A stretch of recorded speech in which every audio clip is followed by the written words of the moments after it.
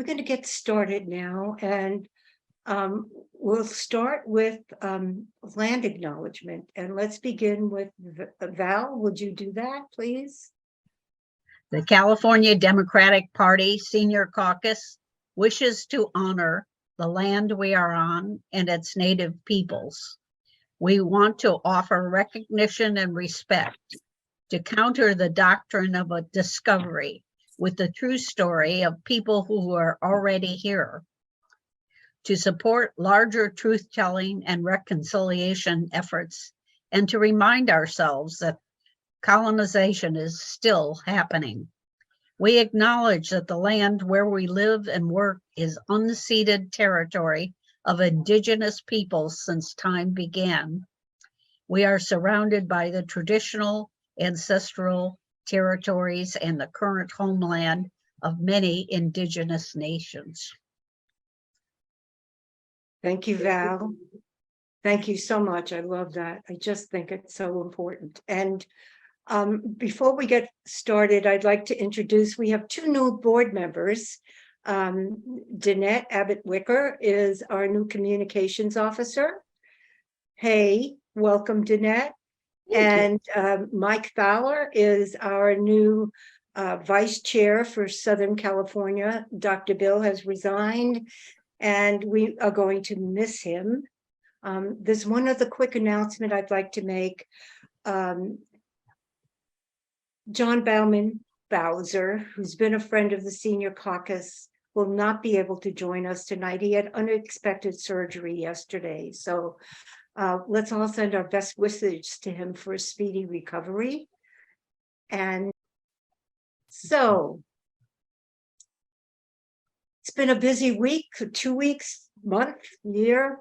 And I want to thank all the work that folks like you and many more of us across the country have made such a difference in last week's election. It's a victory and a warning for Americans who want a fairer, freer future for all. Across races, places, and parties, Americans who saw this election as a choice between freedom and fascism voted to protect our families and our futures and held the Senate and key state houses. We all have heard that the midterm elections are a referendum on incumbents, with those in power more likely to stay home, while the overturning of Roe v. Wade and the January 6th hearings were very important in motivating votes for Democrats.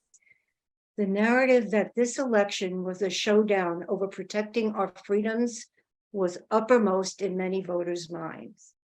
From our freedom to decide if and when to have kids, to our freedom to provide for our families, to our freedom to make our voices heard in free and fair elections, we made a wide range of issues personal and potent, and made clear that the election was a crossroads between MAGA Republicans who want to take us backwards and voters committed to moving us forward and protecting our freedoms. I subscribe to a blog that Dan Rather writes, and today this is what he said. There is an old saying that comes to mind at this moment. Don't taunt the alligator until after you've crossed the creek. There is still danger in the water. There is still the potential for progress to be snatched at and thwarted. Thank you, Dan, for saying that. Because what was supposed to be a big red wave turned out to be a receding red tide. However, tides do return. So we need to continue with the never-ending task for which we fought so hard to elect better leaders, making real the promises of liberty and justice as having them extend to all, no exceptions. So that's leading us into our event, our meeting tonight, which will be an election recap and looking a little bit ahead to see what's next. So it's my great pleasure to introduce our first speaker of the evening, Jodi Reid, the Executive Director of the California Alliance for Retired Americans and the driving force behind it. She is a fierce advocate for older adults, and with the support of 1 million California retiree members, it's making impact in Sacramento to have our voices heard and listened to. Jodi, you've got the stage. Thank you and welcome everybody. It's great to be back. It's kind of I think we're supposed to be sort of celebrating, but I say sort of because our victory was not resounding. But as Ruth said, given the pundits and pollsters and the prediction of, disaster, I think we did really well. I'm going to focus a little bit on, California and sort of what we did and what I see our future both statewide and nationally, and some of the opportunities and challenges that I think we're facing. So I'm going to start with, on the statewide level, California's, we're late to the polls because, the East Coast has gone to bed, some with even results by the time we're just finishing voting. So it carries through that we're also the last to announce the results. And because we are so big and we have so many districts, both congressional districts, but also state districts, and some of them, especially with redistricting, there's been a lot of changes. There's many races that are still not called. And there's 3 big ones congressionally that we're still waiting for. Today, it was announced that Katie Porter won the 47th district. That was, neck and neck. And a lot of people said, oh, she's not going to have a problem. Everybody loves her, except her district really changed with redistricting and it moved much more conservatively. So she had a really tight race. And finally, they've announced that she's the winner. But we're still waiting to hear on a couple of other races. One is CD22, which is David Valadao versus Rudy Salas. That's a very close race. That race was the last to be announced in the past 2 congressional elections, with the totals being, like hundreds of votes apart. So that one still has not been called. Also, a slightly new district, CD13, where Adam Gray is running for the first time. He's a state assembly member against a Republican. Is also it's been too close to announce. And then, although it's getting a little bit further apart, there's still this very hopeful sign in Placer County, for those of you who are familiar east of Sacramento, where Kevin Kiley is running in what was previously Tom McClintock's district, and Tom McClintock has moved east and south. And Kevin Kiley, who, by the way, has a 0% voting record on senior issues in the state legislature, is running against Dr. Kermit Jones, who was really a wild card in many people's minds, but did amazingly well and got some last minute, juice from the labor community, from the Democratic Party, and from others, and is a very serious contender. And even if he doesn't pull it out this time, he is probably the strongest candidate that has run for what has been a Republican seat forever at every level, local, state, and national.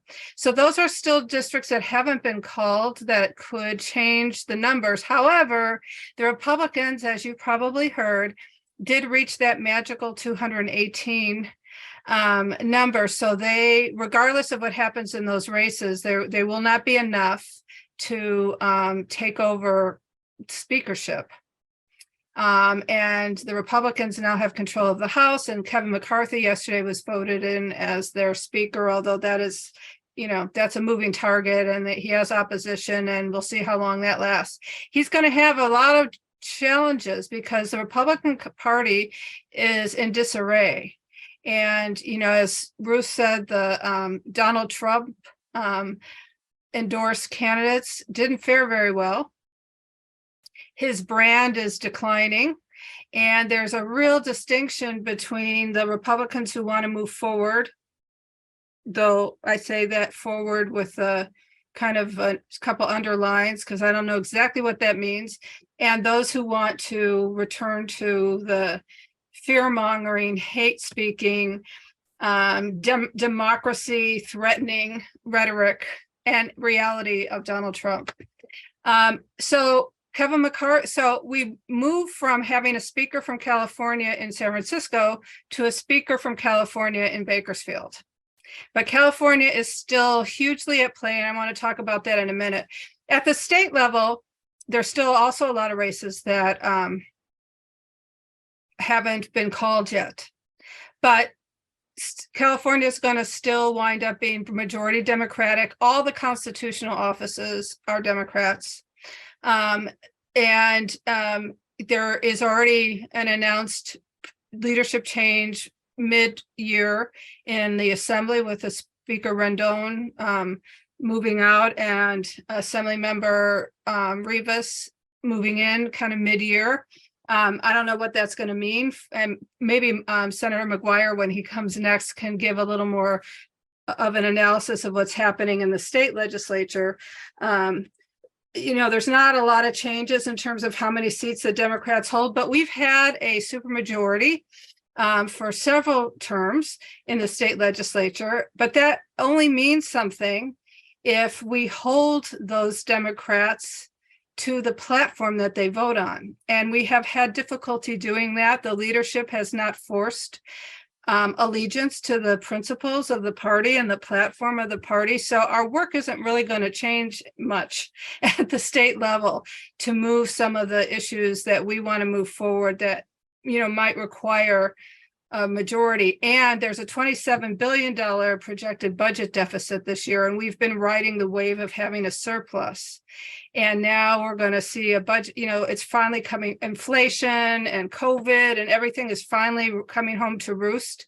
And so we're going to have some work to do to maintain the programs that we depend on at the state level and to move policy forward. But I want to just say a couple things about the federal situation, because I saw in the chat early on, one of the first questions is what's going to happen to Social Security and Medicare? And because those are key issues that we focus on, that you focus on, that so much of our health and retirement security is based upon, that even though the majority is very slim, and the Republicans don't have an overwhelming, momentum to move what had been their talking points throughout this campaign. Many of the Democrats who followed, Republicans followed the platforms that were being presented by people like Ron Johnson and Rick Scott, who want to tie continued support of Medicare and Social Security to the deficit, who want to make those programs part of the discretionary budget rather than the earned benefit and entitled benefit that we all worked for, paid for, and earned.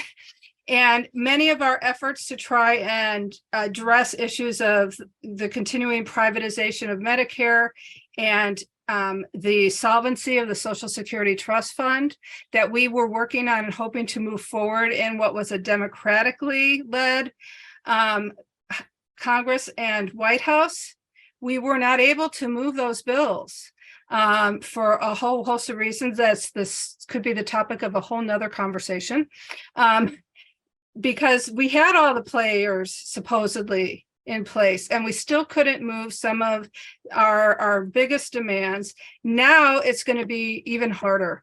And we are going to have to play somewhat of a defensive battle. And some of the offensive forward-thinking proposals that we were hoping to promote legislatively, we may not be able to move at all. And so a lot of our work will have to be done administratively, focusing on executive orders and the agencies that oversee these programs, making, administrative changes.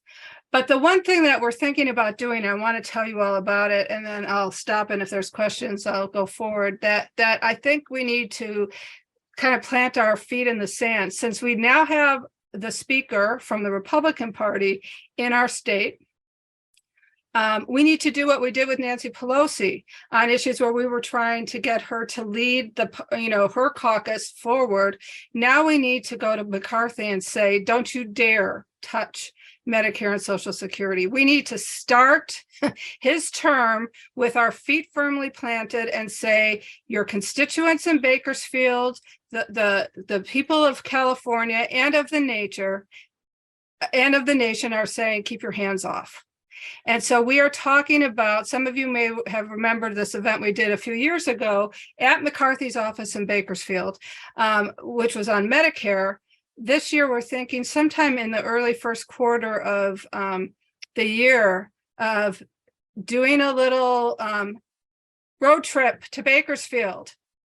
So for those of you who want to take a bus trip or a car ride to Bakersfield, we've done it before. It's really fun. We have, CARA has a chapter in Bakersfield who will kind of, anchor this work. But to go to try to get a meeting with McCarthy and say, look, this position of the Republicans to make Social Security and Medicare part of your negotiating strategy on issues of budget and deficit, take that off the table. It's a no-win strategy. The people of the nation voted. That's not what we want. And let's see how we can work to support those programs, build those programs, and take them off of the chopping block. It's a waste of your time because it's not going to happen, because we'll put our bodies in front of your axe if that's what you think you're going to try and get away with. It is not popular. The American people won't stand for it, and let's move on. And so we want to try and plant that seed early on, not as a threat, but just it's the reality. And finally, I'll leave with, the numbers are still coming in because we haven't finished counting votes. But right now, it looks like more than 55% of everyone who voted in November was over the age of 60. If the Republicans, this is in California, if Republicans who won, and there are not a lot of them, including McCarthy, think that they can take on some of these core issues that are essential to living some life of independence and dignity in our older years, and make them bargaining chips, they need to think again, because the voters in California and most likely the nation are not going to stand for it. And that number is increasing as we become a bigger part of the population. It's great to see more younger voters, women voters, voters of color engaging to save our democracy and to vote on those issues that Ruth mentioned in her opening statement. We need a lot more of that. But the truth is, you all and our folks, our demographic, we're going to vote, period. And we're still the majority of the voters in the state. And so folks who want to take on our issues better watch out. So I'm going to stop there and just see if anybody has any questions. Yeah, if you have a question, please raise your digital hand. It'll be easier to see. But I just wanted to reiterate what Jodi said about meeting with McCarthy down in Bakersfield. Do you remember when we went down there? We had buses coming from the Bay Area. We had buses coming from Southern California, from Sacramento, from all over, and his door was locked. He wouldn't let us in. Yeah, he hid. His staff closed all the blinds when they saw us coming. They knew we were coming because we asked for a meeting. But as soon as I think they thought we weren't going to show, and like almost 1,000 of us did. And they closed the blinds, locked the doors, hid under their desks, because we're pretty scary, I guess. Look at all of you. I'd be scared if I saw you all come into my front door. But they because they don't want to deal with these issues that are front of mind for a lot of their voters. And so we will do the right thing and ask for a meeting and try and engage. But we're going anyway. And we got a lot of attention for that event. We for those of you who don't remember, this was on Medicare, and we plastered the outside of their office with signs that say I love Medicare, and people wrote stories and how important it is to them, and we use masking tape and we completely covered their office. So they could not ignore us, even though they were afraid to come out of their office. So we might have to bring our masking tape again. Yes, we might. Thanks, Jodi. All right, so when you ask a question, please ask a question. We have limited time, so statements, please put those in the chat. So Danette, you were first. Question, please. Thank you so much for being here, Ms. Reid. I really appreciate your advocacy on these subjects that are really important to us and issues as well. I did put in the chat, have probably heard the Republicans are already planning to do an investigation of Hunter Biden's laptop, and they're going to try to tie in Biden into this and try to get him impeached. That's kind of part one of my question. And then part two would be, how do we kind of deflect all of that while still trying to get bills passed? Is there a way that we maybe can get more of the more moderate Republicans that are going to be in the House to maybe jump on board with some of the more important issues like the John Lewis Voting Act, which I think we need to pass as soon as possible, and other really important bills? What's your take on that? Thanks. You know, it's a little early to tell. McCarthy talks a good game about bipartisanship. I mean, the Biden, if they want to get anything done and be able to show their strength and legislative prowess as Republicans moving into the next presidential election, to me, it's, and you know, maybe they don't think like, obviously they don't think like me or you, but to focus on a Hunter Biden investigation or a President Biden impeachment, instead of how they convene a Republican Party that's completely in disarray, so that they have any kind of legitimacy moving into the next presidential race. I think, you know, whoever their strategists are, need to really think carefully about diverting attention to, you know, a somewhat made up, you know, trial, instead of trying to get something done so that they have something to show moving into the presidential race. So I think it's going to be hard to rationalize putting a lot of energy and money into an impeachment or an investigation of Hunter Biden, and move away from trying to get something accomplished that they can show, because basically they have nothing that they've done. And so there's that. In terms of some of the more, you know, some of the legislation that we're trying to move forward, like, you know, the Voting Rights Act, if I was a Republican strategist, I would want to find a way to do something that's maybe somewhat in the middle and show that they're for democracy, they're for voting rights, instead of continually building, you know, the case against it that is just going to be used against them. And again, they're all now going to be geared towards the presidential. Obviously, they're also all going to be up for re-election in 2 years, as they always are. But the presidential race is front and center. And if they want to take the House, you know, the White House, and not just the House, they got to come up with something that the people are, that's talking to the voters. And that would be a really important issue to try and get some leverage on, even if it isn't everything that we want. So I'm hopeful that there'll be some middle of the road forward moving efforts so that they have something to put in their, you know, in their bag and pull out during the next election. But that's me being, you know, hopeful. Yeah. Robin, your question, please. You need to unmute.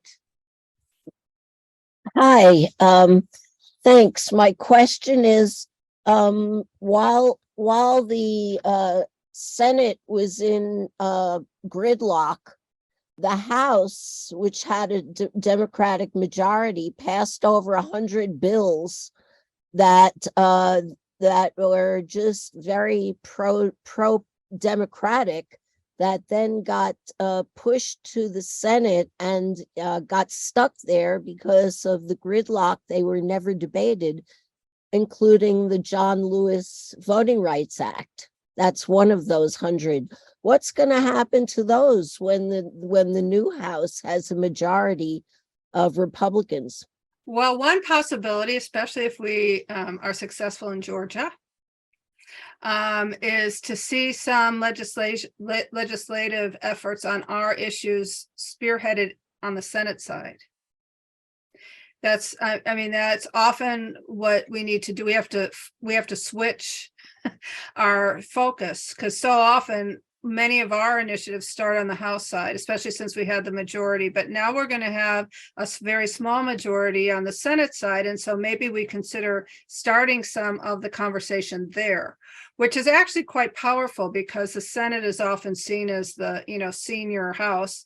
And if it makes it through the Senate, it's going to be harder for some of the more moderate Republicans who are in more purple areas to just deny some of those issues. So that's one strategy. The other thing is, if you'll remember, during the last term of the Obama administration, there is a really lot that can be done through executive order. And I hate to see us having to do stuff that way. Instead, I mean, we elect Congress and give them our tax dollars to pay for them to do, the work of the nation.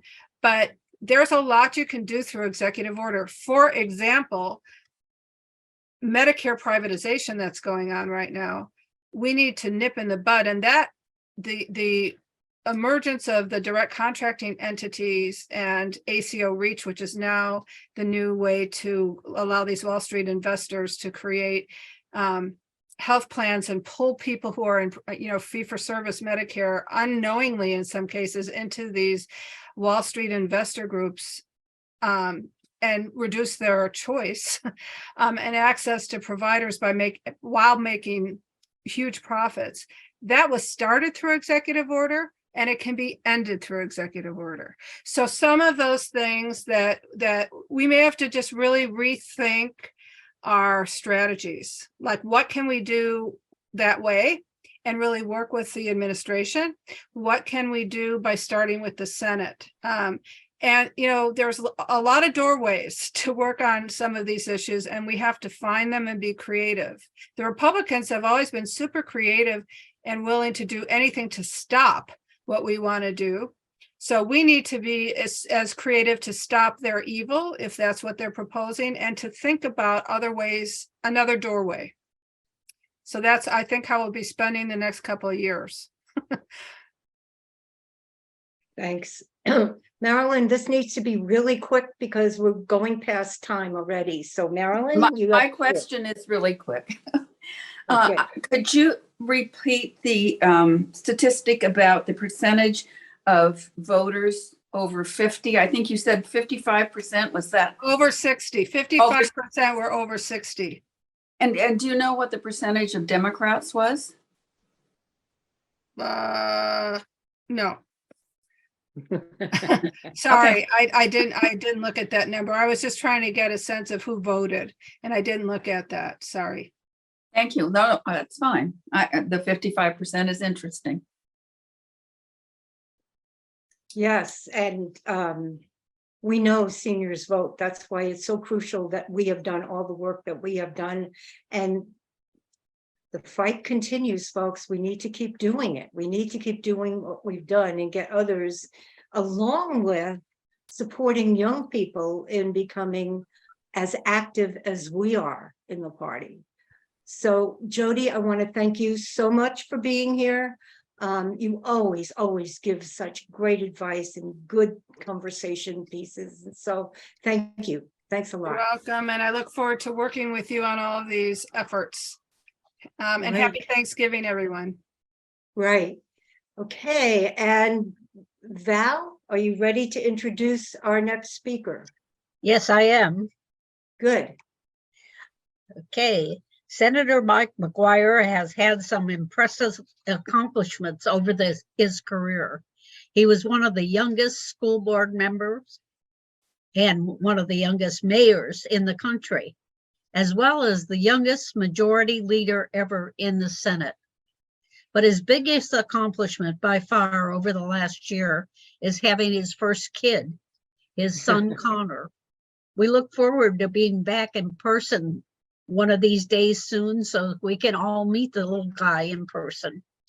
Congratulations, Mr. Majority Leader, and welcome to the Senior Caucus. Hey, well, good evening, everybody. How are you doing? Can we give a round of applause to Val? We love Val Machowski. She has given her entire life to this party, to advancing progressive values, standing strong for women's reproductive rights. We are stronger as a state, thanks to Ms. Machowski. One more round of applause, please. Thank you so much. It's good to see you, Val. And I want to take a moment to say thank you to our chair, Ruth Carter.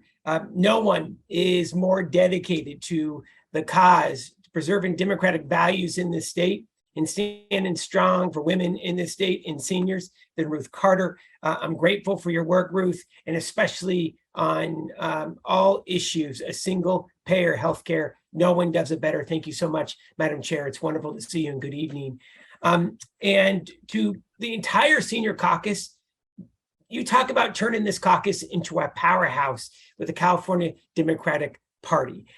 Thank you for your incredible work in the halls of Sacramento or virtually on Zoom. We are grateful for your tremendous dedication to the good democratic causes throughout the state. And I'm so honored to be here with you. Madam Chair, I'm going to be really quick here tonight. I know that you have a packed agenda, but I wanted to just first comment on all issues of the election and then just give a real quick update about what to expect here in the coming year in Sacramento.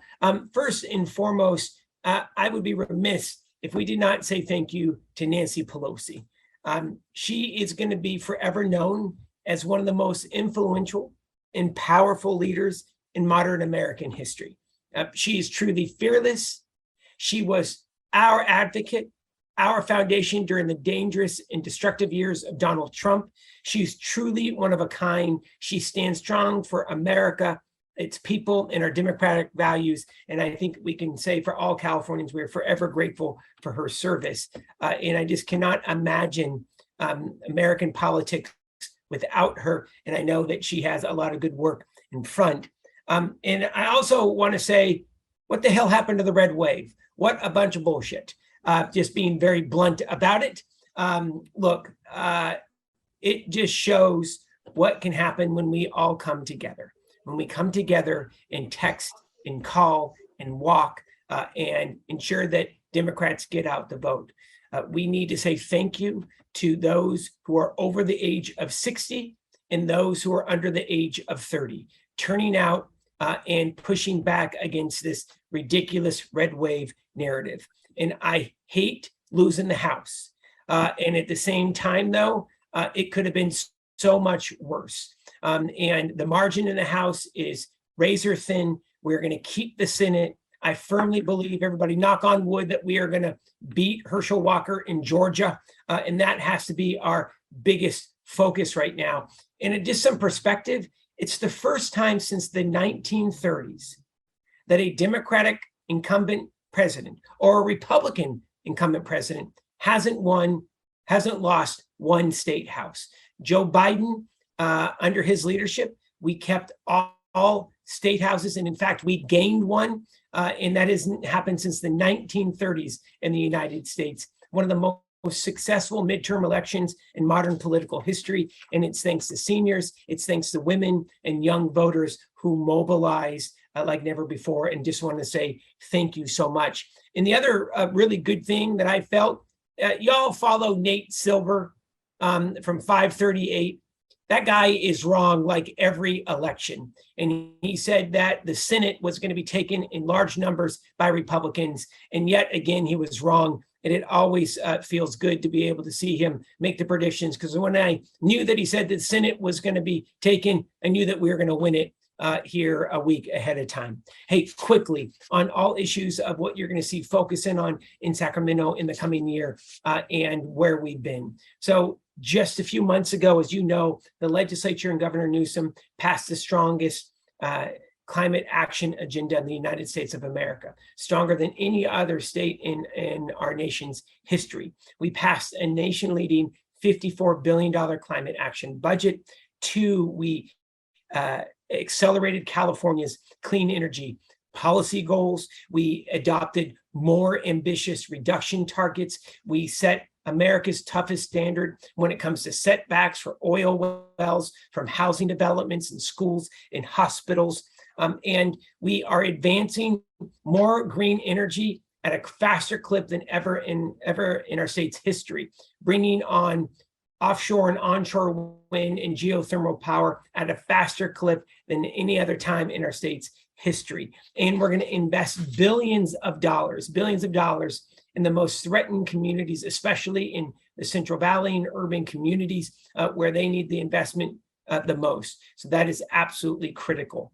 On the issue of oil, I got to tell you, the greed by oil companies is absolutely appalling in the United States. Never in modern history have we seen oil companies see such record profits. And I want to assure you that advanced transparency and accountability in the state of California is on the way. Don't ever bet against the Golden State. We're going to come after you, big oil, and we're going to hold you accountable.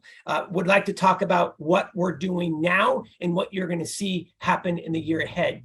Number one, we relaxed our winter fuel rules that dropped the price of gasoline by about 15 to 20 cents per gallon. Number two, we have abated and relaxed the diesel sales tax to 3.9%. That's gone away for the next year. On January 1st, the state of California will be the first state in the nation to mandate that oil companies have to disclose their profits at the pump. We all know that what we pay in taxes. Well, got to tell you, what's coming is accountability. They are now going to have to disclose their profits that California consumers are having to eat every time they gas up their car. This is absolutely about accountability, and you're going to see a windfall tax moving forward on a specific percentage of taxes on per gallon of gas will automatically now go back to Californians the way it should be. And that is why you should never pick a fight with California. We're going to beat it. We're going to win, and we're going to hold big oil accountable. Quickly on the issue of housing, we've been hearing a lot from seniors throughout the state about the need for enhanced affordable housing for seniors. So here's where the state's going to be. Over the next 18 months, the state's going to invest an additional $6 billion to be able to build out thousands of additional housing units. These funds are already in the bank. It is not related to this upcoming budget, and we're still spending down at about $8 billion that have already previously been dedicated for affordable housing. Senior housing is one of the most critical needs that we have across California, and you're going to see continued focus on that. In addition, on homelessness, one of the highest demographics in regards to the number of homeless in the state of California are women over the age of 60. So you're going to see a real focus on building out permanent supportive housing units across the state. $14 billion is now dedicated to homelessness in the state of California. And as you just recently saw, the governor is asking all cities and counties to resubmit their plans to ensure that we have the most aggressive approach possible to this appalling crisis that exists on our streets every night. Just want to quickly say on issues of healthcare, I firmly hope that we are going to see a single payer healthcare bill advance in the legislature this year. We've led on climate, we lead on jobs, we lead on worker rights. We now need to lead on the issue of healthcare. I want to say thank you to Chair Carter. She's going to be introducing the healthcare calculator to be able to see what the average Californian can save if we had single payer healthcare implemented in this state. I think it's going to be an incredibly powerful tool, and we're going to need to work together to be able to get this bill across the finish line once and for all. The last thing I want to mention is on paid family leave. The state of California just increased rates for paid family leave for low-income workers, going from 60% of their wages when a worker is out on leave to 90% of their wages for the first 12 weeks. And the reason why I bring that up. The vast majority of low-wage workers in the state of California are women, and we need to ensure that we are paying women what they're worth, and they have the right and access to these benefits as well. And I just want to say thank you for passing Proposition 1.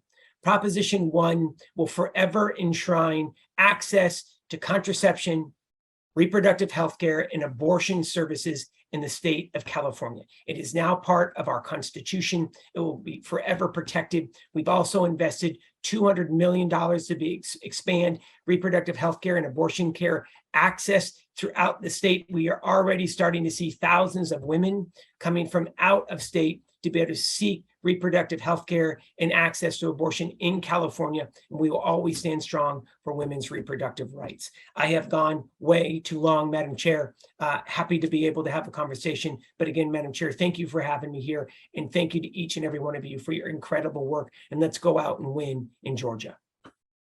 Thank you. Thank you, Senator. What do we call you? We call the ever-ready bunny, is it? You take a licking and keep on kicking, and you're That's right. always so up. So thank you. If anybody has a question, please raise your digital hand. I'm hoping you can stay a few more minutes. Yes, Can ma'am. you? Absolutely. Great. Thank you. Any questions? Sarah. Hey, Sarah. Forgive me for what may be a stupid question. No. Are you serious about passing single payer? I'm pretty new here and didn't realize how much game playing goes on. So why can't this just happen? I'll give you my own editorial, and I'm going to have Chair Carter chime in to tell me if she thinks that I am mistaken. I'm serious about passing single payer healthcare. I will be supporting that. We'll be championing that. And why hasn't it passed yet? Plain and simple, it's politics. Big money comes in against single payer healthcare every time to be able to scare Californians, to be able to push back in the legislature. And it's absolutely unacceptable. So I've sat down with Chair Carter and a broad coalition many times over the past couple of years, and it's going to take all of us organizing and mobilizing to be able to get it passed. But Sarah, my bottom line, the only reason why it doesn't get passed in the state is politics. We will find a way, an avenue to be able to seek the waivers from the federal government to be able to pay for the costs of single payer healthcare. And if we take a look at Yale or Harvard or the independent congressional budget office who handles the budget for Congress, we all know that there will be a healthcare savings for Americans across the country in the billions if we were to pass single payer healthcare. But Madam Chair, please, I don't want to put words into your mouth, but any other diagnosis that you see on why we haven't seen single payer healthcare? You're on mute, Madam Chair. Thanks. I agree with you 100%. It is politics, and it is not politics at its best. It's politics at its worst. I was at a meeting with Ash Kalra, the primary author of AB 1400, which was the bill that was pulled in the state assembly just before it came up for a vote. I mean, we were all shocked. However, Assemblyman Kalra was really clear about wanting to move forward again in the next legislature. But one of the things he wants to have happen is to have a broader coalition. The nurses union, which is incredibly powerful, is not quite powerful enough because we need to get labor, as Senator McGuire has said to us many, many times, and small businesses. Because every one of the people who are infected are not just us. It is the state. I have to tell you about the calculator. When I find the link, I'll put it in the chat. The state of California will save $500 billion, that's $1 billion over the next 10 years. When I did the calculator, I'm not a lot high earner, but just me, just alone, how much I would save if we had a single payer system was a little more than $10,000 a year.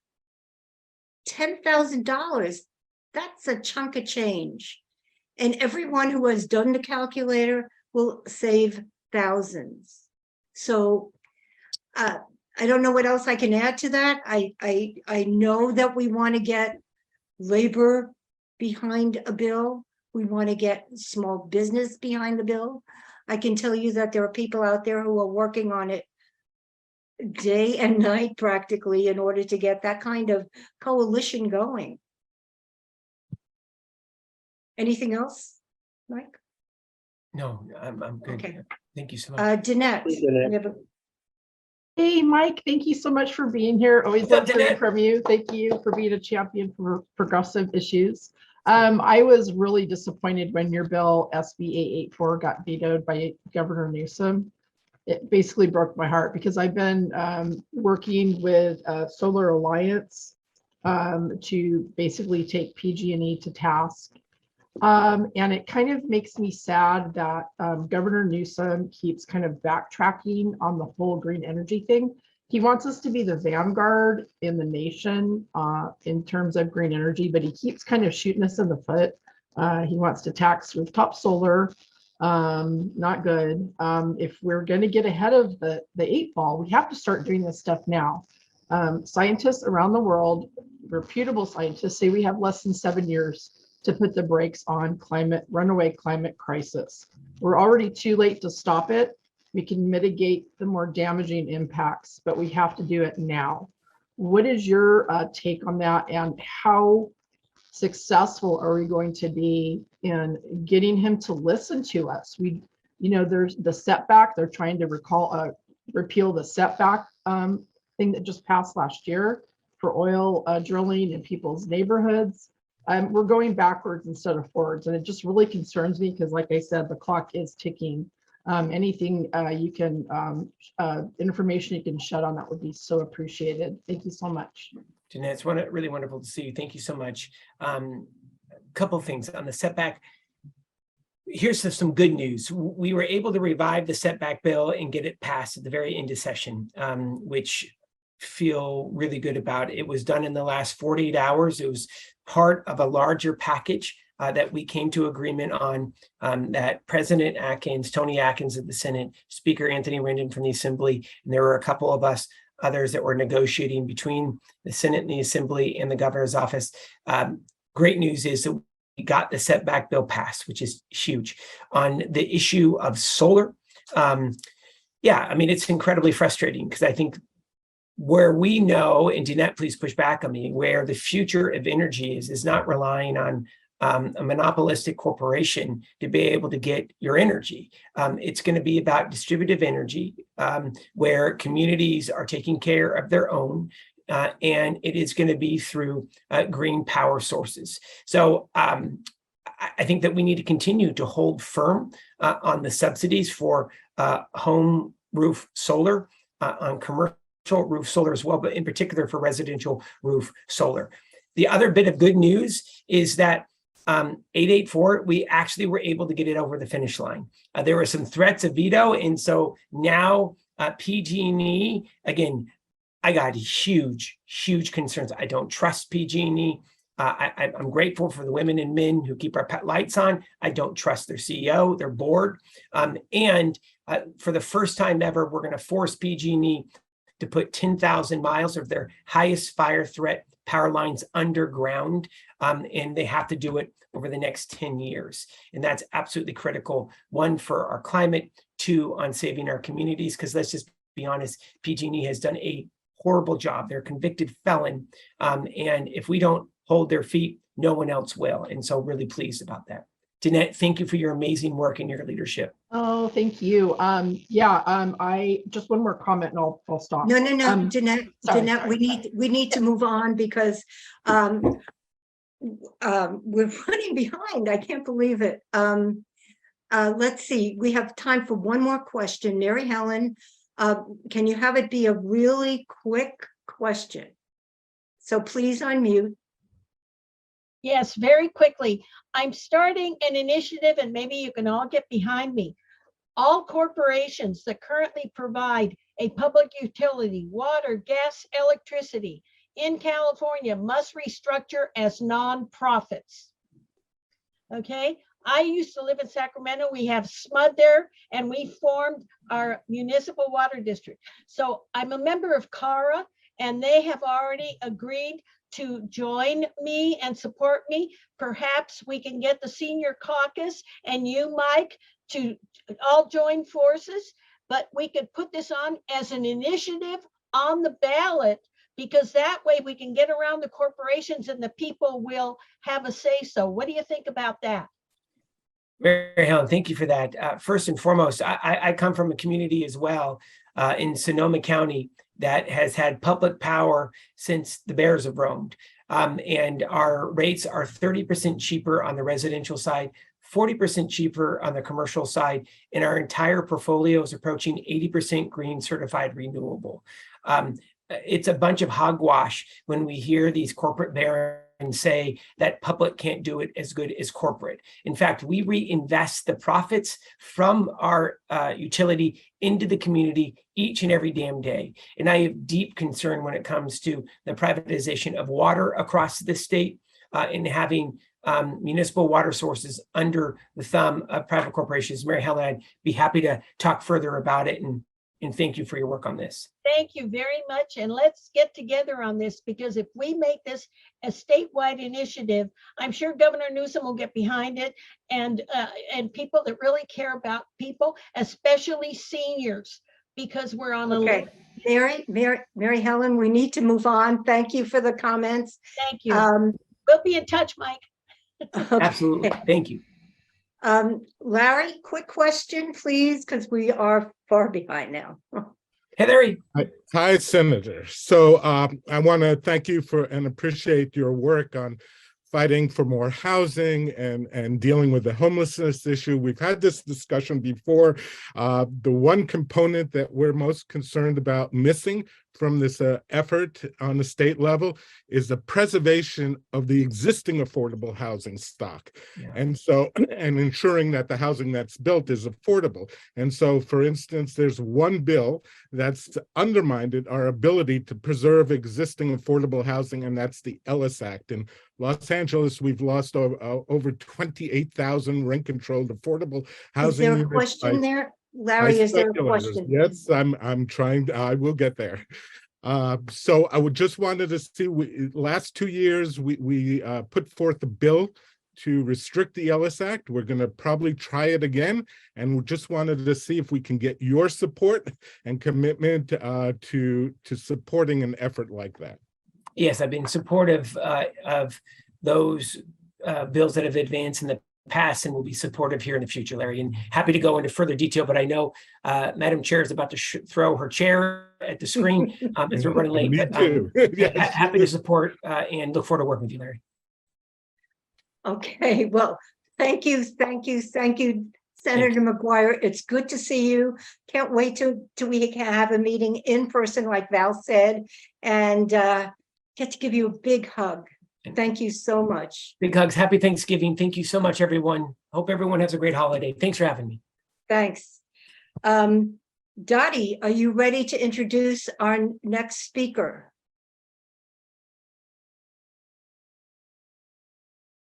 Dottie, you need to unmute. Yes, I'm ready. Good, go ahead. Just a minute. I'm sorry, Bruce. I lost it. Just go ahead and introduce our next speaker, whatever you remember. Okay. Sorry, but I like to say that Mr. Zakson was a California superdelegate to the 2016 Democratic National Convention. He has practiced labor, employee benefits, and election law. Specifically, since 1985, he has represented local unions, Democratic Party affiliates. He is a political committee, worked on political committees, Teamsters, affected I'm sorry, I can't remember my own writing, employees benefits, work with them, funds, and local unions. And I'm sorry that I'm not able to be more explicit. I lost my notes. But anyway, I'd like to introduce to some and present to others Mr. Laurence Zakson. And sir, if I left out too much, would you please add that in your presentation and forgive me? And if we ever meet, you can look at my face and turn away. Just No, kidding. Jodi, that would definitely not be appropriate. So thank you for that very generous introduction. Hi, I'm Laurence Zakson. I'm one of your 20 elected Democratic National Committee members. I'm fortunate to be a member of the DNC's Resolutions Committee, and I'm Vice Chair for Civic Engagement and Voter Empowerment for the DNC's LGBTQ Caucus. Wanted to talk to you about the election, and I wanted to talk to you about some things in the upcoming Congress, particularly the threat to Social Security and Medicare posed by the Party of Trump majority that's coming in at the House. So the first thing I wanted to talk about is the DNC's Organize Everywhere effort. And to let you know that I'm really proud to say this because it's taken us years and years to make this happen. But the Organize Everywhere program actually brought some real heft for the first time in my memory, and I've been around the party for a long time, to the DNC's efforts at the gubernatorial, statewide elected official, and legislative level. This was both in terms of money and strategic investments, particularly in technology. I was in Arizona and saw that really pay off in terms of their access to voter data, which they never had before. The Organize Everywhere program mobilized 500,000 actions for volunteer recruitment, voter registration, GOTV, and generic Democratic agenda promotion. The DNC made 7.8 million phone calls and sent 28 million texts. That I think is a pretty good indication that the DNC is actually doing what we've been wanting it to do for a long time, which is not just focusing on the top of the ticket, but trying to help build the bench. On the LGBT front, as somebody who is the vice chair for civic engagement and voter empowerment, I'm really proud to say that a week after the election, these are the statistics I have. I don't have statistics for the last couple of days, but as of a week after the election, 65% of all LGBTQ candidates who made it to the general election, that's 454 candidates for federal, state, and local office, were elected. And that includes the re-election of Colorado's Governor Jared Polis. 71% of LGBTQ women won their elections, including our first lesbian governor of Massachusetts. 78% of Black LGBTQ candidates won, and over 65% of Latinx LGBTQ candidates. Now I want to talk about the Senate and the House. And some of the things that we can learn from this election and need to be aware of. So the defeat of the Trumpists does have a good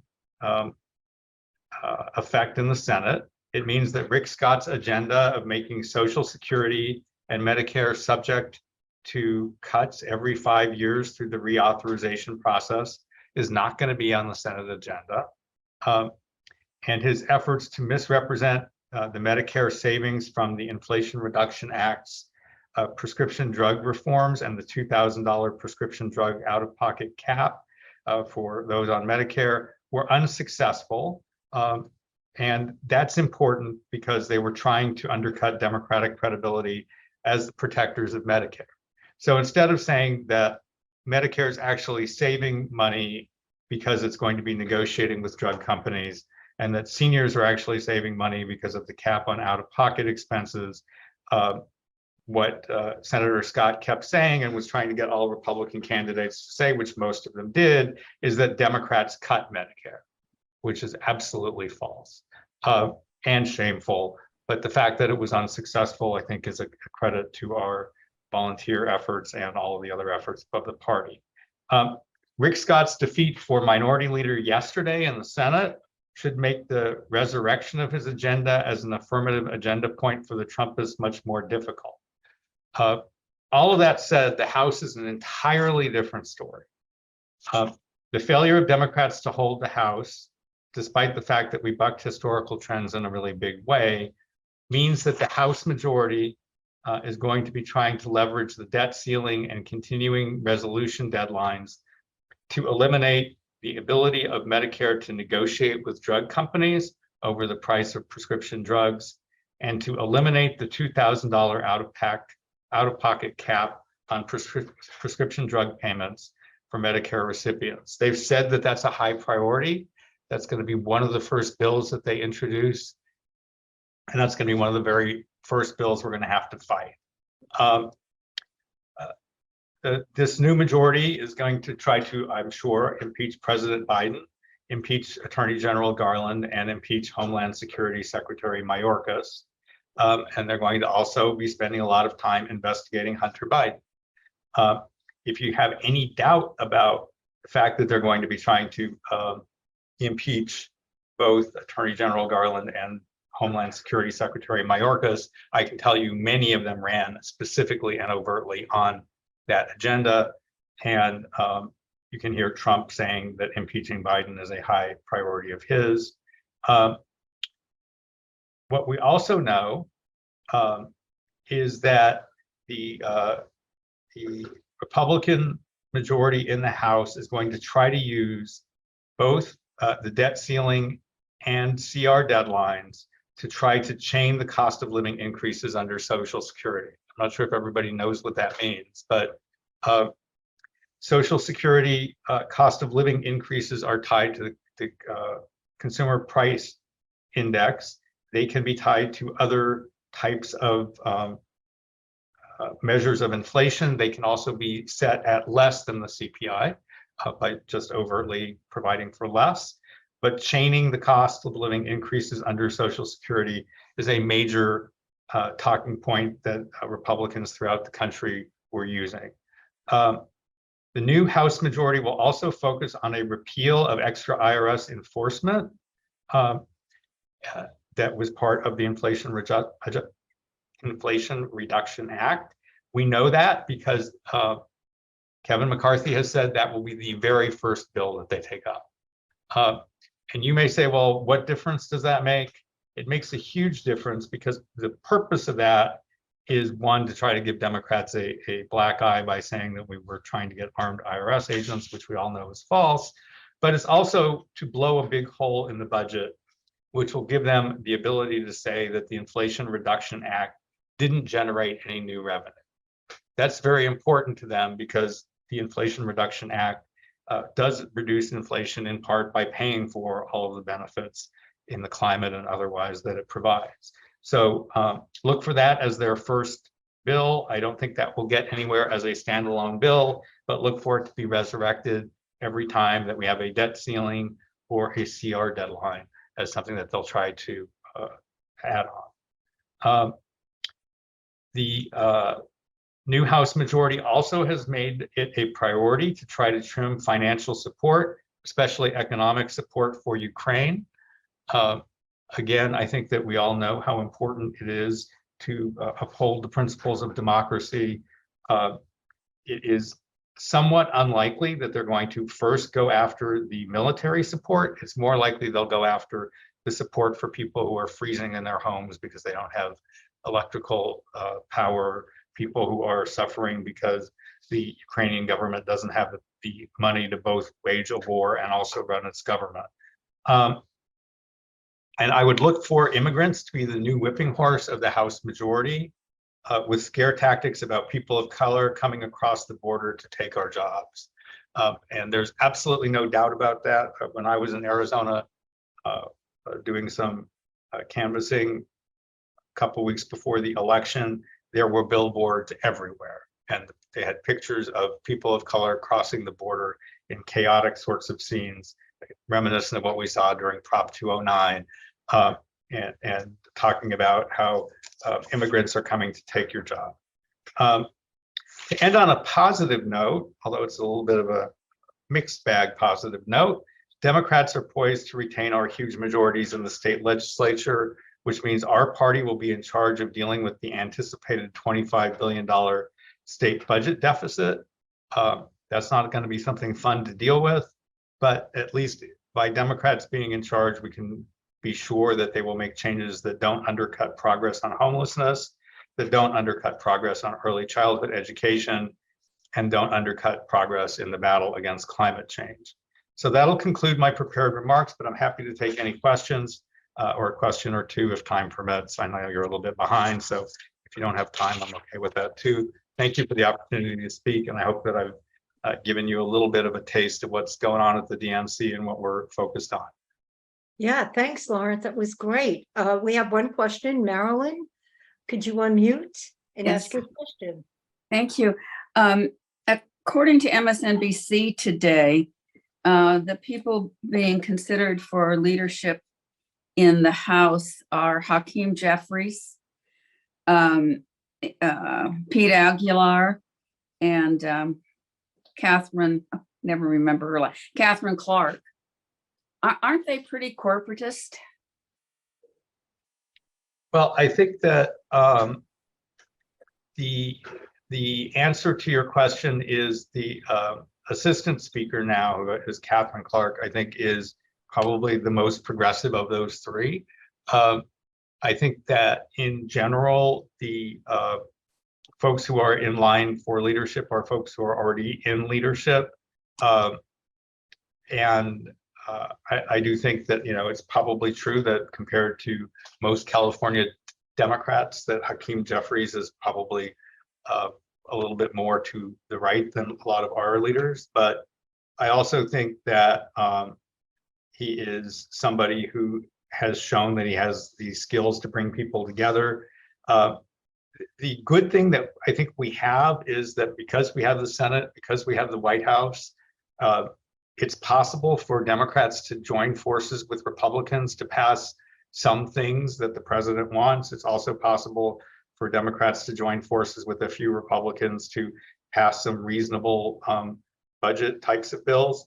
And so I think it's probably perhaps not ideal from an ideological standpoint, but probably somewhat helpful that we'll have a leadership team that can work with Republicans and will in fact be able to do that. When we get back in the majority, I think it'll be much more important to look at who our leaders are and see if they are in line with our California values a little bit more. Okay. Thank you. We have time for one more question. Go ahead, Keith. Welcome. Thank you very much, Laurence. Hey, brother, how are you? I'm doing fabulous. By the way, everybody, Laurence does a fabulous job on the DNC, and we serve both on the resolutions committee.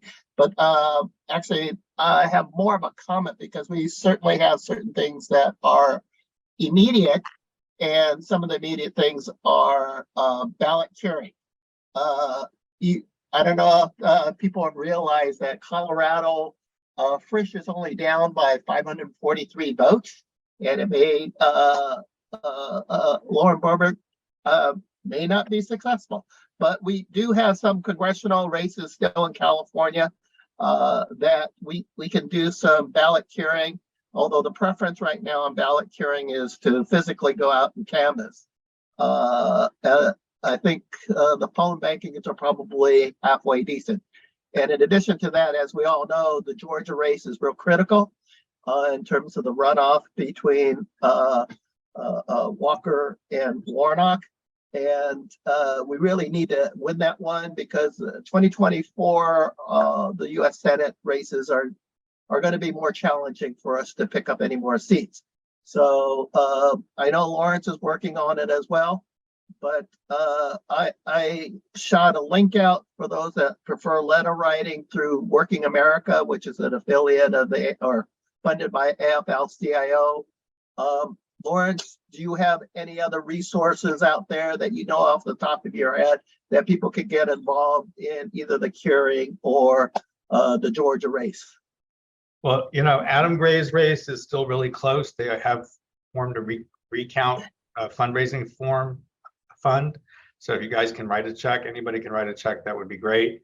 The other thing is Mission for Arizona is in fact still doing some ballot curing.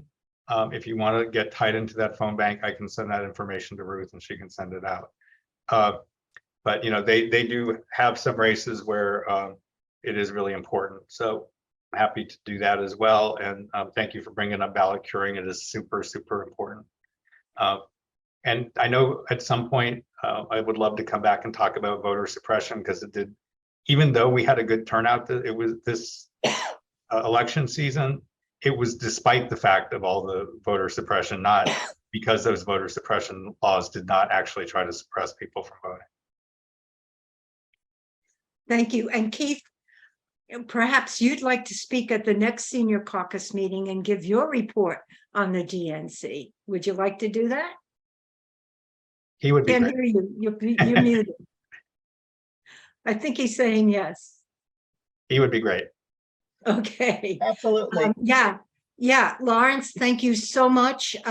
Your synopsis of what's happened and what looks like it will happen is always gratefully is appreciated. So thank you for being here, and see you next time. Thanks. And moving on, let's see. Angelica, would you please introduce our next speaker? Happy to. Good evening, everyone. All present this evening should already be familiar with our next guest speaker, Betty Yee. And I would like to just say that I personally find most impressive about her is that she serves simultaneously as our California State Controller, as well as our California Democratic Party Vice Chair.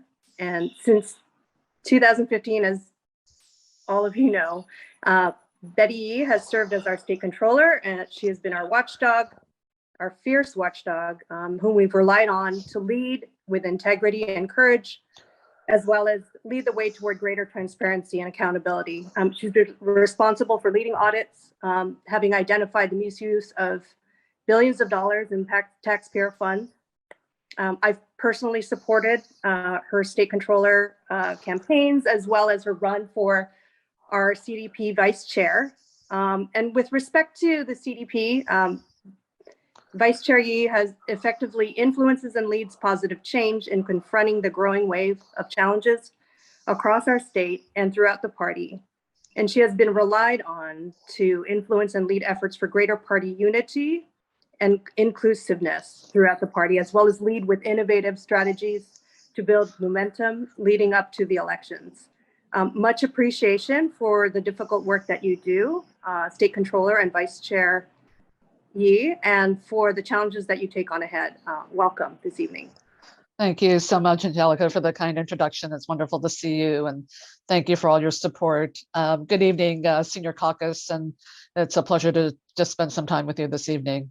You heard some really great updates from Senator McGuire and from my DNC colleague, Laurence Zakson, as well as your member, Keith Yamamoto. But first, I wanted to just come and say thank you. Thank you to each and every one of you for what you did to bring home our victories this midterm election. It was a tough election, but I think we proved the pundits wrong with respect to the red wave, but our work is far from over. And what we did and how we did it, frankly, is that we stayed on message. And, I had a lot of calls from all over the country and even within California about just heavy criticism about the Democratic Party and our messaging and how we weren't focused on, the right issues. But I will say here in California, I believe we got the job done because we not only engaged voters on the ground, just one-on-one, but it also informed the messaging that we had to do in different parts of the state. Our organizers were amazing throughout the state of California. We were able to organize on our college campuses this cycle as well. And so I believe that we are on our way, just as Laurence talked about the DNC organizing program that year-round organizing with the California Democratic Party is going to be a reality for each election cycle going forward. And so this means that we're not going to stop talking to voters. We're going to continue. We're going to continue to have those conversations on the ground. And I want to say, particularly with respect to the members of the Senior Caucus, when we talk about what's at stake in these elections, and what really resonated was what we were able to just get across to voters about what this Biden administration has been able to accomplish in less than 2 years. And we kept the focus on that because people were frankly pretty sick and tired of hearing about all the Republican drama and just the attempts to dismantle our democracy. I think people really became sanguine about what was at stake and knew that they also wanted to have a hand on making a difference in this election. And I think the election results did prove that out. We had some very, very close elections and but also some very, very wonderful victories as well to celebrate.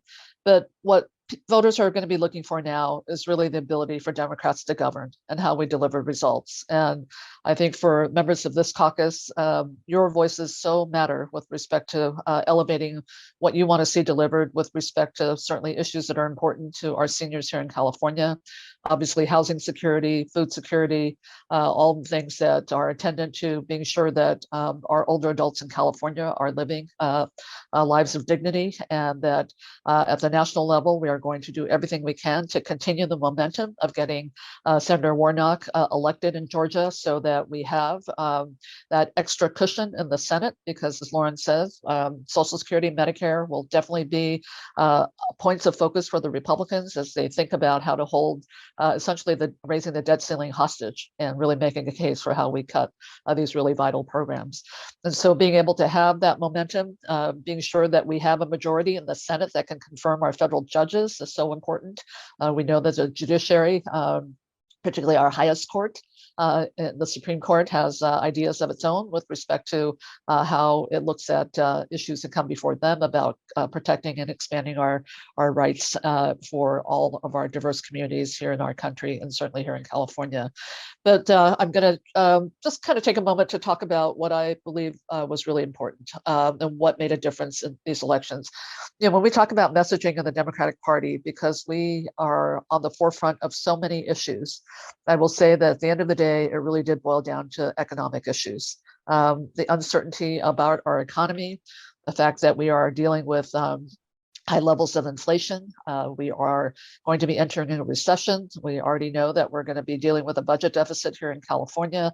And so really what we have to demonstrate is how we can work together to be sure that we are protecting our most vulnerable communities. And your voices with respect to the senior communities up and down California will be important in these conversations about our state budget. It is also how we are going to continue to engage voters throughout California about how Democrats are delivering at every turn, and looking at our Senator McGuire and other of our Democratic senators who are going to deliver just budget solutions that are not going to put people at risk, but in fact are going to double down at just at this uncertain time, helping people who are the most vulnerable.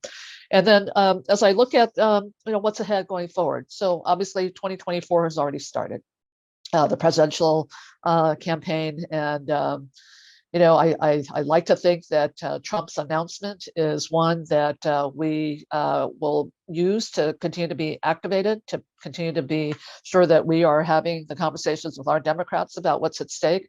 But probably even more importantly than what's at stake is what are we going to do in the meantime to be sure that we are, like I said, delivering results for Californians and for all of our communities, and have hopefully the Trump campaign be a bit of a distraction.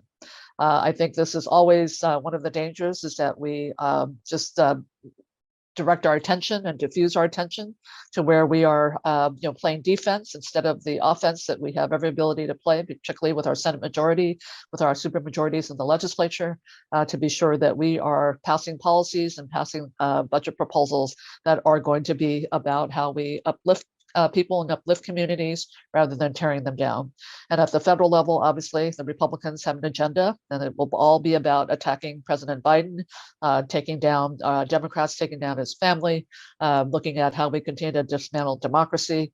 But we have to demonstrate how our democracy works. And when they say all politics is local, I think we can demonstrate right here in California what that means and how we can continue to help all of our communities throughout the state.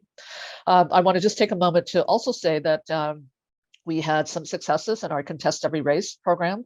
As you know, I've been very focused on down ballot races in California as a way to build our bench, but also to bring that local leadership where we have Democrats at the helm of some of our major places throughout California. We are very happy to celebrate the victory of Congresswoman Karen Bass as our next mayor of Los Angeles.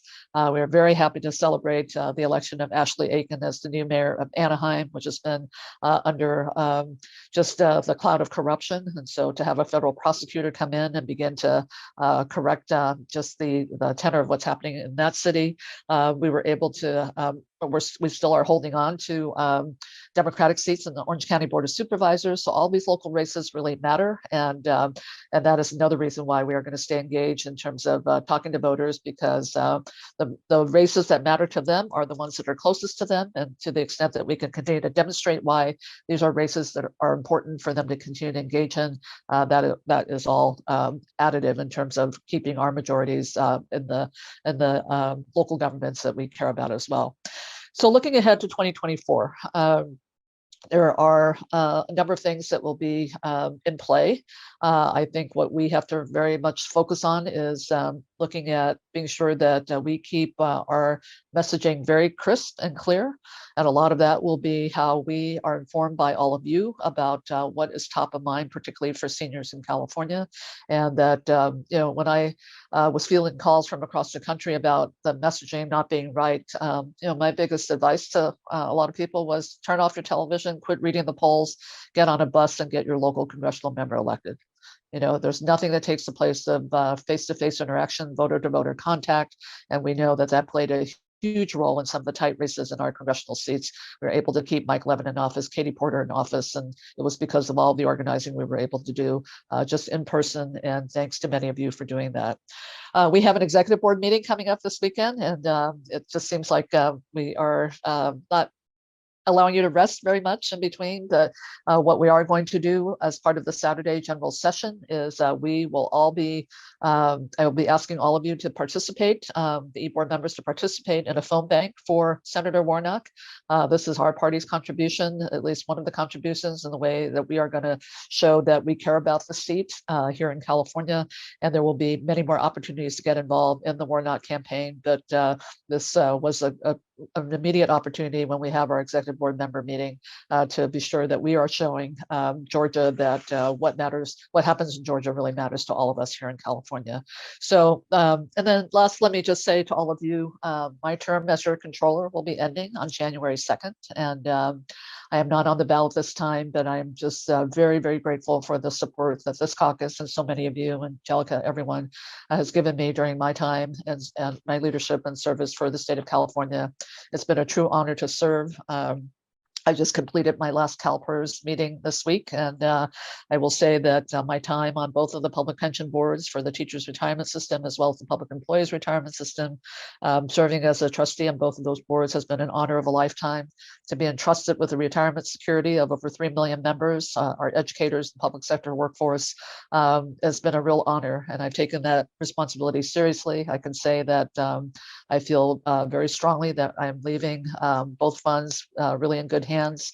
Obviously, we can't control the market, but there is the best of talent to run both of those funds, and just hopefully we'll stay the course in terms of being sure that we are getting the investment returns to pay the benefits for our retirees and their beneficiaries. So thank you to all of you for the tremendous support you've given me over my years of service. My elected life is not over, so stay tuned. That I am looking forward to having a break. I'm the first one in 38 years of public service and devoting more of my time to this party and being sure that we are bringing new talent into the party, that we are being sure that all of our voices are being heard to inform the messaging that we do to do our year-round organizing and voter engagement, and also to be sure that as we speak as one party, that we are really a unified front as we fight back against this Republican agenda that will be about continuing to tear down our democracy, to attack our leaders, and we will be the strongest here in California, as we've always been, as was demonstrated by the misinformation that even took place here in California, our form of voter suppression here with this midterm election. Our voter protection program fielded over 8,000 calls of just instances of misinformation and inaccurate information that was spread during this election. So all of you who were part of that program and who continue to be just so helpful to stand that up, thank you all very much. And I look forward to continuing serving you as your vice chair of the California Democratic Party. Thank you so much. Well, thank you, Betty. We have a question for you. Can you Sure. stay a few minutes to answer Of that? course, of course. Great. Love your glasses, by the way. Go Thank you. ahead, Dottie. Dottie, go ahead. You have to unmute. Betty, this is Dottie Smith from Fresno. Hi, Dottie. How are you? And I just want to say thank you for never forgetting us. Some of our elected officials don't know there is a Fresno. There but you is. have I let love us know how Fresno. much you care about us in Fresno. And I just want to say thank you and my best to you. Thank you, Dottie. And I'll see you soon. I'm going to be traveling the state again, and certainly my role as vice chair, want to be sure that all of our regions are equipped to going into 2024. Thank you. Thank you, Betty. You've always been a friend of the Senior Caucus, so it's been a mutual admiration society. Look forward to see what's next for you. So thank you for being here. Thank you, Ruth, and thank you for your leadership in this caucus. And I look forward to Sure. seeing those of you who are part of the e-board this weekend. Okay. Okay. Okay, and so moving on, there are some proposed bylaws changes that are going to be voted on this weekend. And to go over that and see how the potential of the impact on the Senior Caucus, Ralph Miller is going to give us a presentation on that. So Ralph, are you ready? Hi, thank you, Ruth, and it's great to see everybody. It's great to have these meetings, and I look forward to having an in-person executive board meeting here before our term expires. So looking forward to that. I'm going to just bring through some of the bylaw changes that are being proposed for this weekend, and then looking to see how they impact our own Senior Caucus bylaws from what we have now to what is being proposed. Which is being proposed as a requirement for all of the caucuses to change their bylaws to adhere to this new format. It does affect us in some ways, as you'll see. We've generally allowed for same-day signups, for example. Our membership sign-up period is generally from the date of registration, and that is changing. And we've also been allowed as seniors to charge dues for 2 years as a way of helping the senior community participate. And that's now being changed, or proposed to be changed to 1-year memberships, which would increase the cost of participating for many of us. And then where we've given automatic waivers for hardship, there is now an increased process for doing that, which I think will also tend to hamper some folks' ability to participate with us. So without further ado, I'm going to kill this video and bring on the first video. Here, these are the bylaw changes that are proposed to be voted on this weekend. Most of these, as you'll see, are simple changes, changing co-chairs to vice chairs. Some of that is just language to keep that going. Endorsements, this is where the party is being very focused on restricting the efforts of the caucuses and grassroots groups to really support the party's endorsed candidates and not necessarily other groups such as progressive groups or progressive candidates. The key element that would focus on our caucuses is that by defining the caucuses as a constituent part of the committee governed by its decisions, we now are being asked to must not take official positions on legislation before it was, taking positions that are supporting to it. And then to the extent consistent with the purposes of the Article 11, which sets out quite a few restrictions and guidelines for what the caucuses can operate under. Purposes of the caucuses being also expanded, as you'll see in the review of the existing caucus bylaws with those of the generic required bylaws. Importantly here that participation will be limited to activities conducted by or in partnership with the party, and any other voter outreach that caucuses might want to engage in, as we've done in the past, are now being restricted in that they are considered inconsistent with the caucus's purpose and being prohibited.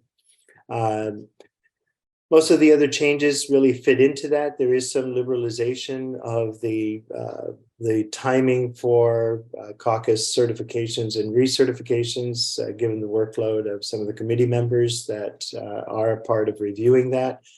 So a lot of those changes relating to the timing of that is a liberalization and recommendation of disposition of applications to generally support recertification, except where there are real serious issues. And so the timing actually works a little bit better, I think, in terms of how it supports the recertification process, which, as many of you know, is potentially a rather tedious one for those of us who are working with the secretaries to try to fashion into something that reflects the membership of the caucuses. And to switch over to the other document here, just give me 1 second. And this is a comparison of, and I can make this a little bigger here, a comparison of what we have, the existing senior caucus bylaws and the proposed changes, so that you can see the increased requirements that are being imposed on the caucuses. Our caucus purpose, for example, is very simple in that we're trying to provide a voice or representation for seniors within the party structure in promoting seniors and those who wish to be seniors, and open to any person with interest in identifying in promoting the senior issues that we as a caucus identify. The purpose of the caucuses now, as they're being proposed to be required, is really one of, I hate to say it, but towing the line, and towing the line according to the party guidelines of what they want us to focus on, not necessarily what we as a caucus want to focus on. Because by doing this as a side-by-side, you'll see the rather extensive requirements that are being added. I'm happy to share this document with anyone who may be interested in taking a little bit more closer look at that. Same with voting membership. We've been very open about our membership in terms of how we allow them to vote, when we allow them to join the caucus, and when we allow them to vote in a caucus meeting. That is now also being significantly restricted in terms of making sure that a whole series of additional conditions are met. Dues, again, our dues are generally, or have been for the last, I guess, 10 years or so, or 15 years, been allowed to be paid on a biannual basis. That does save us some of the processing fees that go to the party in that process. But now that changes to require that they be paid on an annual basis. And there are dues that are being defined for us in the bylaws. We as a caucus had voted to eliminate the specificity of the dues to allow for the executive committee of the caucus to modify them from time to time through our own caucus's deliberations without need for updating our bylaws to facilitate that. That's now becoming a little bit more restrictive. I'd say actually a lot more restrictive, and the definition and process by which dues waivers are granted is also becoming a little bit more detailed and time-consuming for anyone who requires a waiver of dues due to hardship. Organization, where we've allowed, our groups as special caucuses to operate under the bylaws that is defined by Article 11, Sections 1 to 5 of the DCC. That's now being modified to comply with all applicable certification requirements, even those that are not actual bylaw components, but that may be issued by the committee from time to time. The executive committee of the caucus, of our caucus, has been defined as 7 officers, and we've defined the officers relating to their functionality. That is now being extended. The requirements for officers, their functions, their operations, the quorum, vacancies, the filling of vacancies for all of the positions, including caucus chairs, is becoming tightly defined. Assigning interim chairs in the process. They've added a section on removing officers and membership for, I found this one interesting, intentional or reckless conduct in violation of the CDP one voice rule. Again, I've always felt that Democrats have many voices because we represent a lot of constituencies, and our efforts to define what we speak about and to define the way that we reach out to communities needs to necessarily be broad and isn't necessarily to be decided through the party as we reach out to these constituencies. Certainly, we're not advocating the election of non-Democrats in the process, but how and where and to which communities we reach out to has always been something that has defined us as a caucus. And I would hope that we would be able to at least restrict the proposed changes to allow us to continue to do so. There's great interest in how the membership is suspended. They've added quite a lot of restrictions, and maybe if Laurence is still on, he could speak a little bit to the deliberation process that has been undertaken, and I have participated in various committee meetings and hearings since early September for how this would go. The voting this weekend is obviously not to adopt all of these, but to set the framework for adopting these within the Rules Committee. Again, the focus on the one voice rule is one to restrict our ability to reach out to different constituencies, as we've seen in the past. Our committees, very simply, I think the new language is creating an onerous condition for us as a caucus. Our caucus has no standing committees.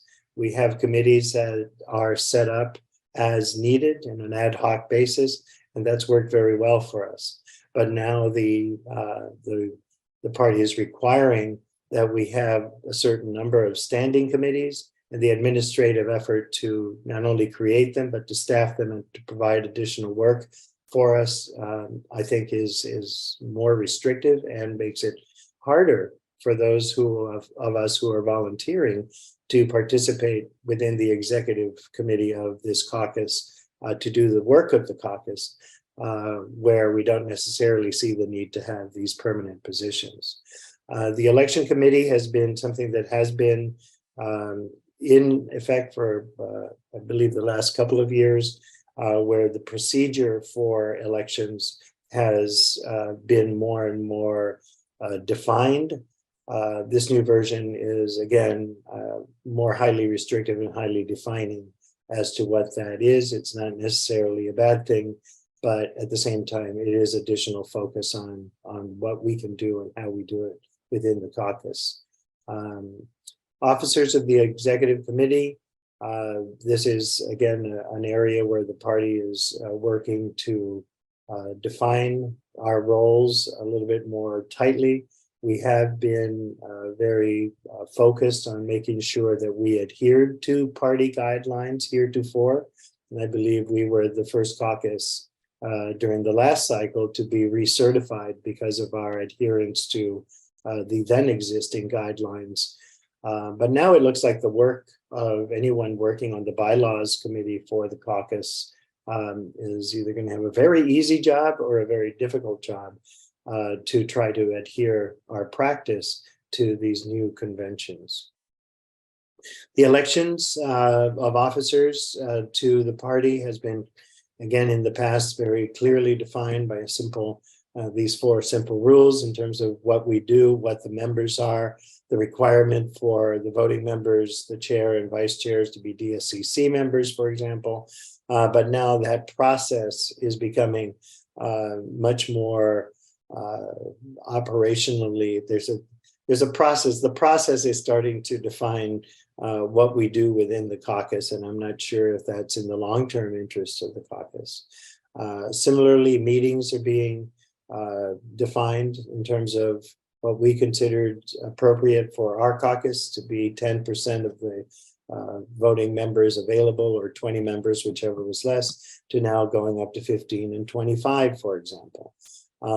So we do have serious differences in the way that we've operated in the past and the way that we're being expected to operate in the future. The voting continues, the process and restrictions on voting are, as you can see, extensive, totaling several pages worth of additional restrictions on how we vote and how we resolve our disputes within the caucus. To my knowledge, we have not had a problem as a caucus in this area. And while there is one other caucus that I can think of offhand where it has been tumultuous, to expect us to impose these kinds of restrictions and this kind of process to the elections of our own officers, it seems a little onerous in my mind. Finally, endorsements. This is where we're starting to get, again, very restrictive in terms of what we can do as a caucus in supporting candidates that are Democrats, but that are not necessarily the endorsed Democrats within our communities.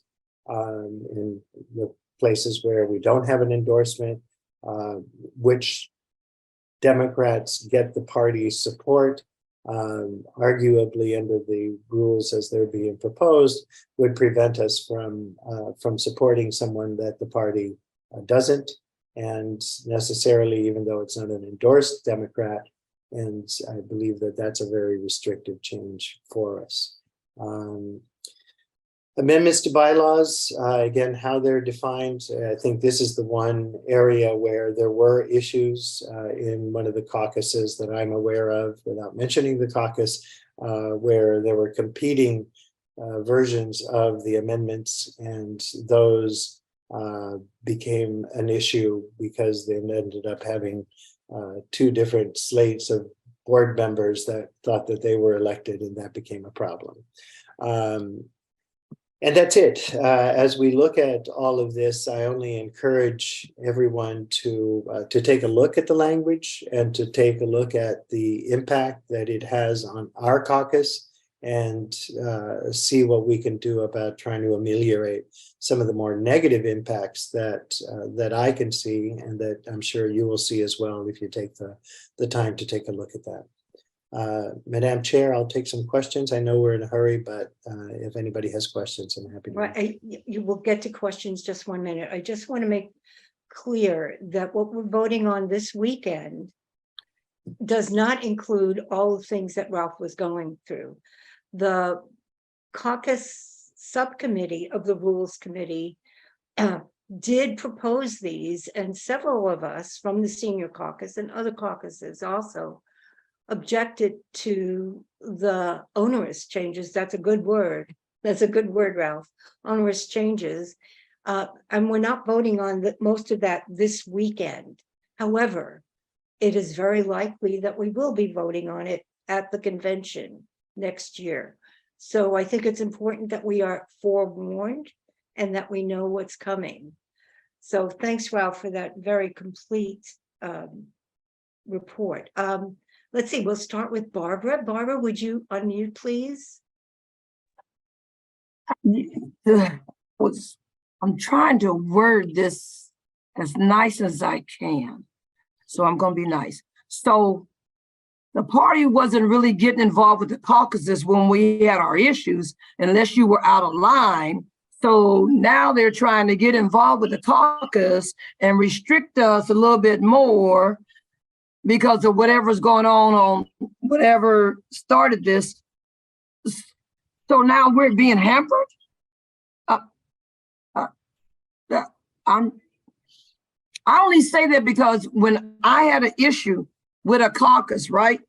And they tell you if you have an issue, you go to the caucus, and if things are not resolved, then you can go to the Rules Committee or whatever committee you want to, and you write it up and they send it to you, right? Well, I did all that. I followed the rules, and then they sent it back down to me and said, no, go back to your caucus. I only said it because now it's like they're trying to put I'm being nice. Chokehold, is that a good word? I can't say chokehold. I'm sorry. It's like they're trying to restrict that flexibility. Yes. Yeah, that's a better word. I'm sorry. I shouldn't have used chokehold. You don't have to answer that. We all saw. No, but I think that is where, where it's going. And I think that there's still room for us to bring up our issues and bring them up to the Rules Committee. I believe the things that we're voting on this weekend is what's setting the stage for the more restrictive and prescriptive bylaws changes and the new generic bylaw that is being required and effectively eliminating from the purposes, the statements of principles, the basic foundational aspects of what some of the caucuses are set out, such as the progressive.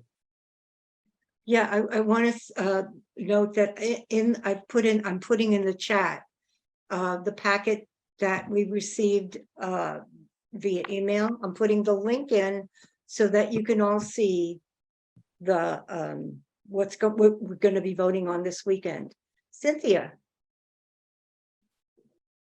please unmute.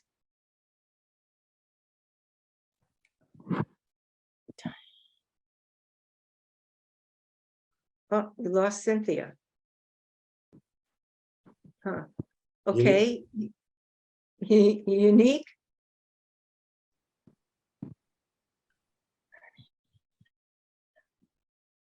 We can't hear you, Unique, and you're not muted.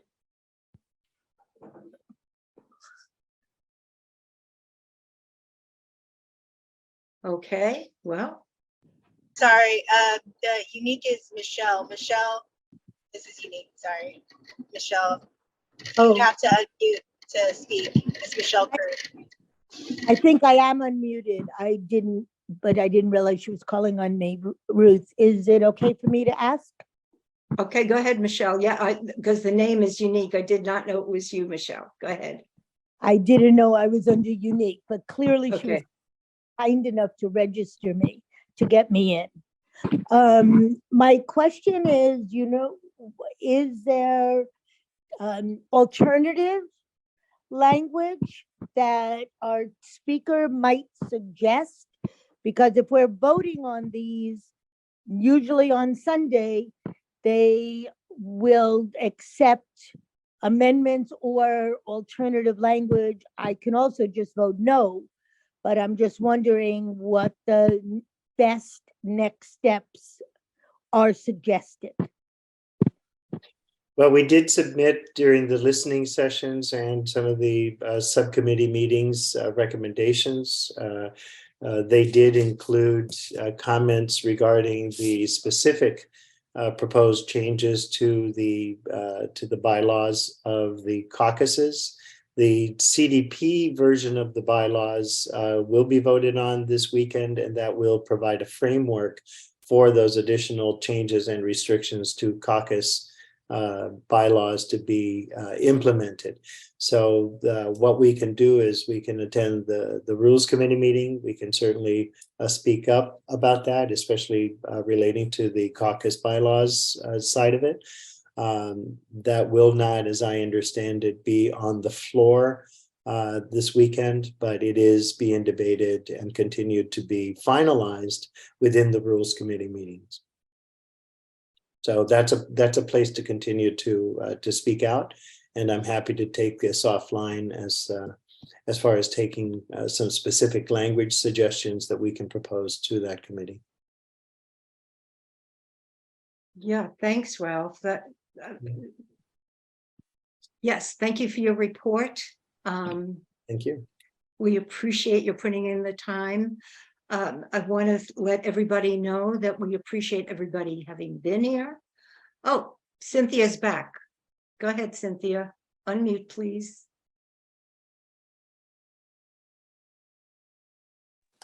Okay, So did I understand you to say that we could no longer take positions on legislation before they were endorsed by the state party? And the reason I ask that because the legislation committee disempowered grassroots activists to bring legislation directly to them. We have to go through the caucuses. So let me get this straight.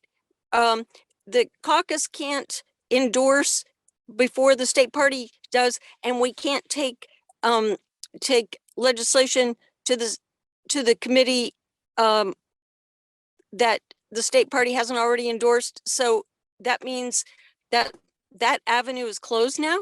No, as I understand it, the number of resolutions and initiatives that we can take to the committee has not changed, but the restriction on promoting them independently is in place, and that's the idea here, is that whatever we do want to do needs to go to that resolutions committee and then work within those that process, and then whatever the party decides to endorse or not endorse is what we have to then succumb to as far as what our efforts are to support or not support.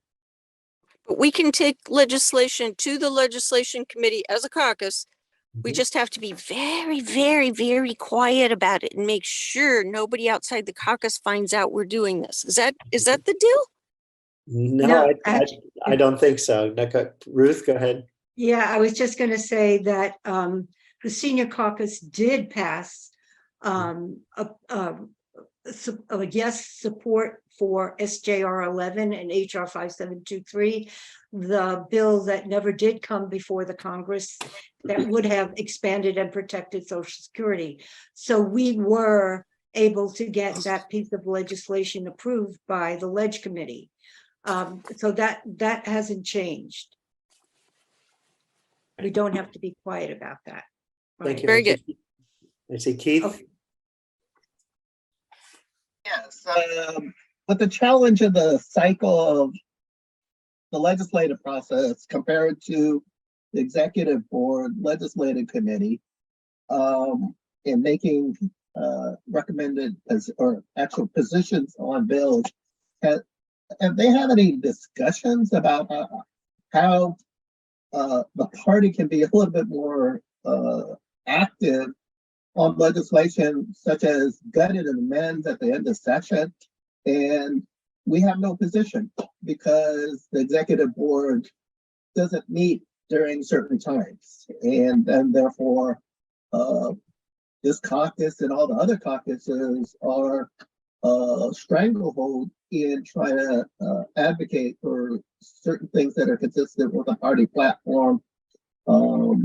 So anyway, that was just a question about addressing some of the timing issues as well as what we're able to do in terms of promoting the platform of the party.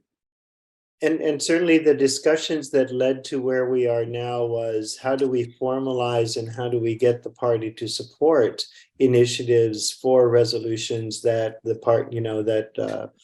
membership brings to that committee, the legislative committee, and how do we ensure that the legislative committee then takes action on those legislative initiatives. And so fearing that we would have way too many opinions, the party created some prescribed, rules and processes that restricted the number of proposals that could be made to the legislative committee, or else they would never have a chance to really consider them all.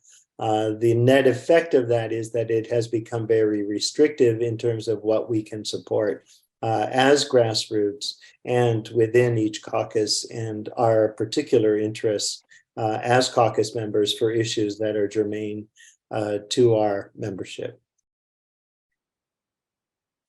Good points. Thank you so much, Ralph, again, for this comprehensive report. I did put in the chat the link to the current packet that we will be voting on this weekend. Sarah, if you could put your question in the chat, we'll see if I'll get an answer to you as quickly as possible. I want to thank everybody who participated tonight, and sort of let's look at this as time to raise our voices and keep our voices strong. And at the same time, I prepared a little, I mean, I didn't prepare it, but I'm going to be sharing with you a song that I think is also appropriate, because we did have some wins in the election and there's still so much more work to do. So bear with me one moment. Ruth, do we want to just point out that Danette's climate crisis segment is being moved to our next meeting in our January. next meeting. Yes, thank you. And sorry, Danette, I tried to go as quickly as I could. Yeah, thanks. Yeah, I checked with Jeanette and she's agreed to put it on to do the presentation at our next meeting, Great, which will thank be you. in Sorry January. about that. That's okay, thanks. Happy holidays, everybody. Stay safe, stay well. See you in January. Goodbye, Bye. y'all. Good to see everybody.